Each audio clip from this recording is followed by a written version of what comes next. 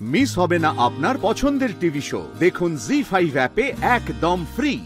সখারা, গুরুজনদের কথা শোনা উচিত, তাদের উপর রাগ দেখানো উচিত নয়। রেগে যাব না তো কি করব?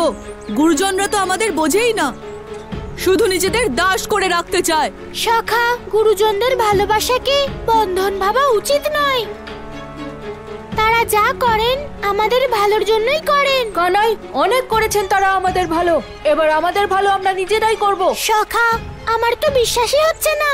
তুই তো তোর বাবার সব কথা শুনতিস। আর শোন, এতদিন তোর কাছে তো তোর মাসি সবকিছু ছিল, তাহলে এখন কি হলো?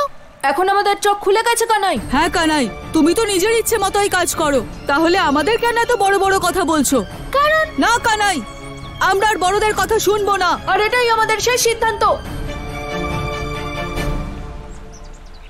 বড়দের কথা বাদই দিলাম, ওরা তো আমার কথাও শুনছে না। ওদের ওপর কোনো আসুরিক প্রভাব পড়েনি তো? কংস আবার নতুন কোনো ষড়যন্ত্র রচনা করেনি তো? এবার আমাকে জানতেই হবে এ কোনো অশুভ সংকেত কিনা। কাকি, আমি স্থির করে নিয়েছি আমি বিবাহ করব। হয় তুমি আমার বিবাহ দিয়ে দাও, না হলে আমি নিজেই গিয়ে তোমার জন্য বৌমা নিয়ে আসবো। বলরাম, বৌমা তো আসবেই, কিন্তু এত তাড়া কিসের? এখনো তোর বয়স হয়নি, এখন তুই মুগুর অভ্যাস কর, লাড্ডু খা, বিবাহ করার এত তাড়া কিসের তোর? কাকি, এটাই আমার শেষ সিদ্ধান্ত, তুমি শুধু হ্যাঁ অথবা না বলো। বলরাম, এই বিবাহের কথা ঢুকলো কেন তোর মাথায়?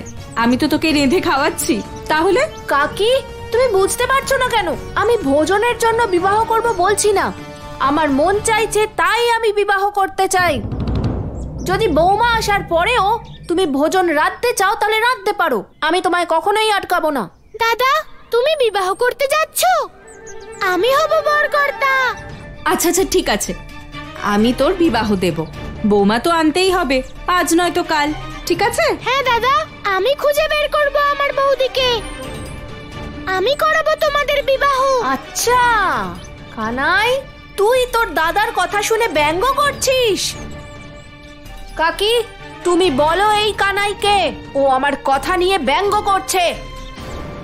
ঠিক আছে ঠিক আছে ঠিক আছে, তুই বিবাহ করবি তো? আমি তোর বিবাহের ব্যবস্থা করব। এখন হাত মুখ ধুয়ে মাথাটা ঠান্ডা কর, আমি ভোজন আনছি। না কাকি, তুমি আমার কথাটা বুঝতে পারছো না। আমি বিবাহ করতে চাই করতে চাই করতে চাই।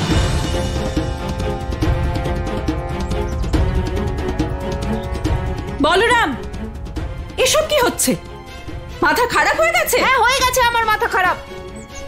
আমি এই মুহূর্তে বিবাহ করতে চাই, দাও আমার বিবাহ, না হলে আমি যাচ্ছি কোনো গোপিনীকে বিবাহ করতে। যাচ্ছি আমি। বলরাম, কি হয়েছে বলরামের? কোনো অঘটন না ঘটায়? মা, তুমি চিন্তা করো না, আমি বোঝাবো দাদাকে।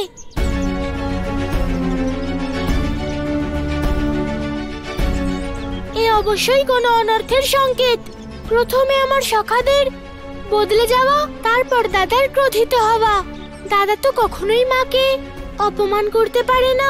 অবশ্যই কোনো বড় ঘটনা ঘটতে চলেছে, আমাকে সবটা জানতে হবে। জি5 ডাউনলোড করুন আর সব এপিসোড দেখুন একদম ফ্রি।